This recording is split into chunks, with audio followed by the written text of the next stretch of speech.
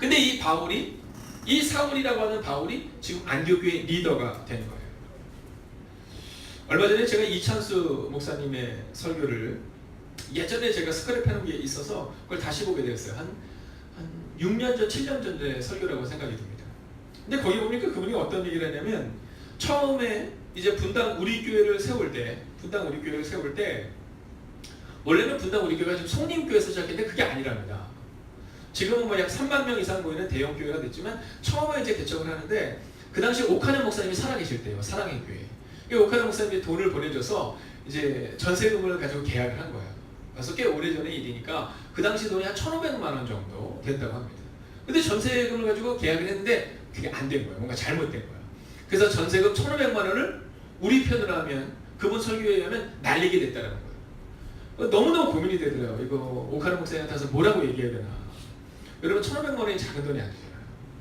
또 이제 개척을 하려고 하는데 과연 그걸 어떻게 해야 되나 막 고민을 하고 있는데 근데 주님께서는 준비하고 계시더라는 거예요. 만약에 그때 70평을 준비를 했으면 지금의 송림고등학교로 올 수가 없었다는 거죠. 그리고 지금의 분당 우리 교회로 갈 수가 없었다는 거예요. 근데 그때 지금은 고인이 되신 사랑교회 오카네 목사님께서 뭐라고 말씀하셨냐면 하나님이 준비하셨을 거야 라고 말씀하셨고 그리고 그 준비된 곳이 바로 송림고등학교였다. 그리고 또한 그분이 뭐라고 이야기하냐면 그때 그 당시 담임 목사님이셨던 오카네 목사님의 내려놓음을 보면 자기가 많은 걸 깨달았던 거예요. 자기는 막 잠을 못 잤다는 거예요. 이 1,500만 원 어떻게 해야 되나. 근데 하나님께서 1,500만 원 날리게 하셨지만 그러나 더 좋은 길을 인도하셨다는 거죠. 또 한 가지는 초창기 멤버들입니다. 초창기 멤버들에게 그분이 했다는 얘기가 있대요. 그래서 뭐냐면 초창기 멤버들은 절대로 드러나는 곳에서 일하지 말라 했다는 거예요. 새 신자들이 와서 일할 수 있도록 여러분들이 도와주고 섬겨줘야 된다고 얘기했다는 거예요. 그때 그곳에 있었던 장로님들 대상자가 되는 권사님들이 오셔서 그러더래요. 저희는 이 교회에서 장로가 되지 않기로 결의했습니다. 이렇게 얘기를 하시더라는 거예요. 물론 그 이후에 그분이 장로가 된지 아닌지 모르겠습니다. 꽤 오래전의 이야기니까. 근데 그런 내려놓음의 흔적들을 가졌던 사람들을 통해 지금의 교회가 세워졌다라는 거예요. 얼마 전에 어떤 목사님 얘기를 제가 했지만 그 목사님께서는 한 12년에서 13년이 돼서 새신자랍니다. 네, 워낙 새신자가 없어서 근데 그 정도 되면 사람들이 그러는데 아유 저 사람은 저 새신자라서 교회 일을 모른다고 이렇게 얘기한답니다. 여러분 워낙 오래된 사람들끼리만 다니니까 그런 거거든요. 근데 제가 이번 주에 보니까 5주 과정을 하는데 이렇게 보니까요 6개월 되신 분이 4개월 되신 분을 막 가르치시더라고요. 네, 4개월 되신 분은 이제 오신 지 한 2개월 되신 분에게 좋은 영향을 미치시고요. 여러분 그런 겁니다. 내려놓는 적이 필요한 거예요. 먼저 온 사람들이 섬기라고 자꾸 얘기했더니요 6개월 되신 분은 이제 오래됐다고 생각을 하시는 거예요. 그래서 우리가 5주 과정을 하면서 이제 단체 카톡방을 만들었어요. 단체 카톡방. 근데 오늘 제가 거기서 아주 놀라운 사실을 하나 깨달았습니다. 제가 토요일날 이렇게 말씀드렸어요. 여러분 이제 여러분 5명이 이제 새로 이 교회에 오셔서 5주 과정을 합니다. 5주 과정을 신청을 하셨는데 근데 단톡방을 만드셔서 이제 거기서 성경도 읽고 퀴즈도 하고 서로를 격려하는 시간을 가지십시오. 이렇게 말씀을 드렸어요. 그리고 5분이 열심히 하는 겁니다. 근데 한 사람이 빠졌어요. 그게 누군지 아세요? 저입니다. 네, 저는 거기 없더라고요. 네, 저는 거기 없더라고요. 제가 보니까 아마 사모님이 이렇게 초청하는데 거기다가 하다 보니까 네, 저는 빠져있고 네, 저는 사모님에게 계속 듣습니다. 어떻게 되는지만.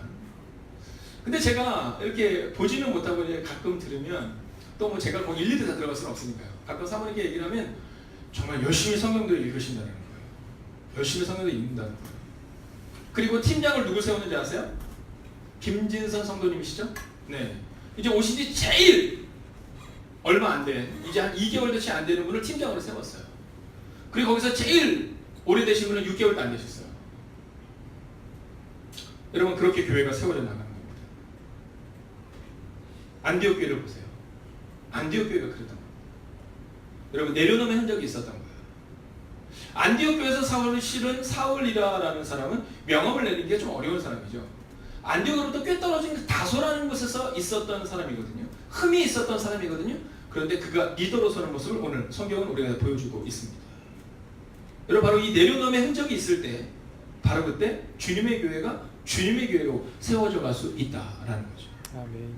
저는 우리 교회가 안디옥 교회처럼 이렇게 내려놓음의 흔적이 있는 교회가 될 수 있기를, 그리고 그 일들을 위해서 여러분과 제가 먼저 내려놓을 수 있기를, 그리고 만약 주님의 저를 원하신다면 저 또한 선지를 떠날 수 있는 믿음을 가지고 여러분들은 또한 그럼에도 불구하고 하나님 우리 교회를 책임질 거라는 용기를 가질 수 있는 교회가 되기를 주의 이름으로 축원하겠습니다. 아멘. 자, 두 번째 내려놓음은 무엇이냐면 바나바의 내려놓음입니다. 자, 오늘 바나바를 보면요, 누가 봐도 탁월한 리더예요. 왜냐하면 오늘도 보세요.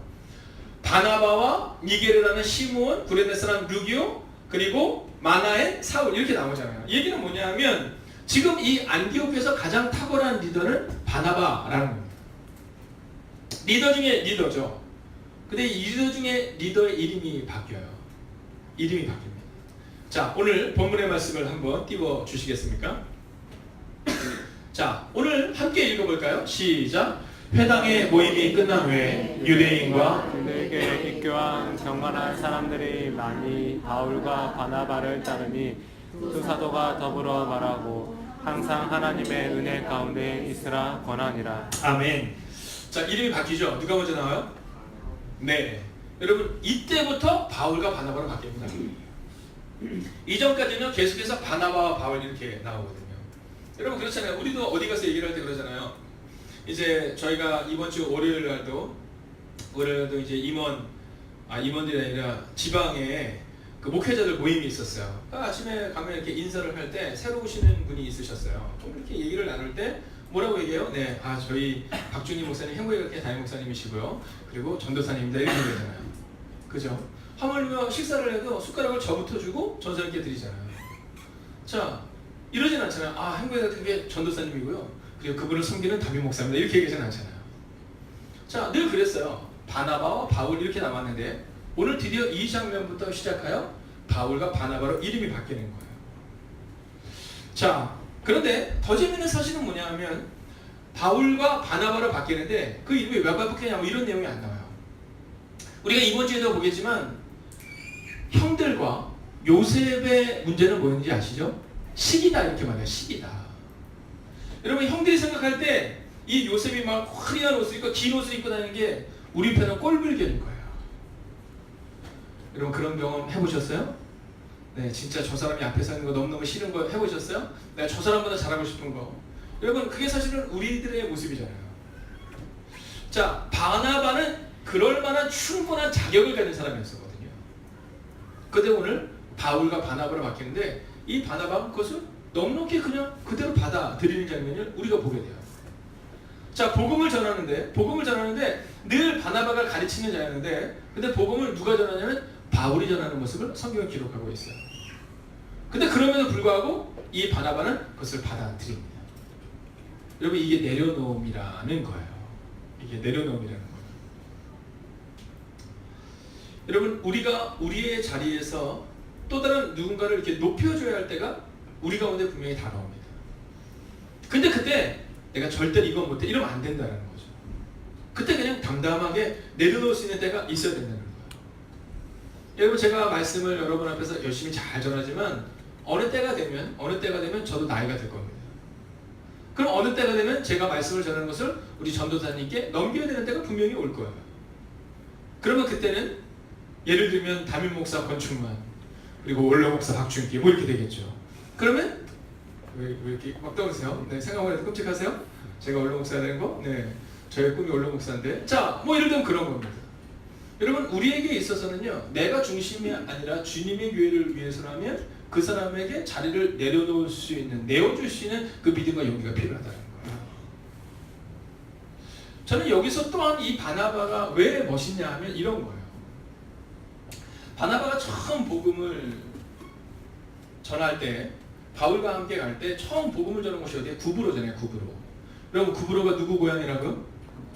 바나바 고향이잖아요. 아마 모르긴 해도 고향에서만큼은 인정받고 싶은 마음이 있었을 거거든요.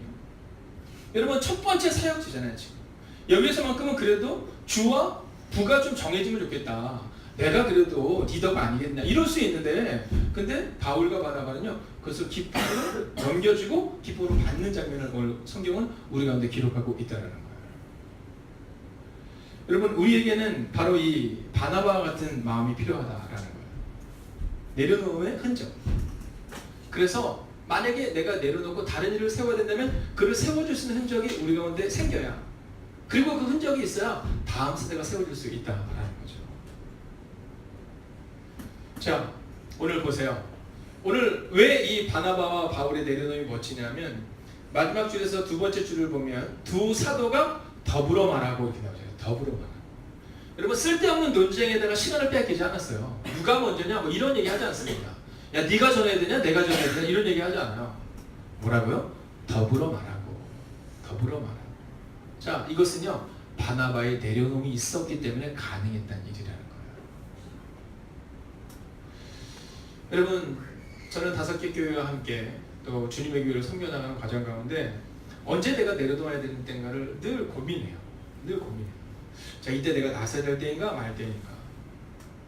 제가 선배로서가 아니라 또는 교회가 조금 더 그분들보다 조금 더 먼저 했다라는 그런 게 아니라 언제 내가 내려놓고 언제 들어가야 되는 거를 늘 하나님께 물어요.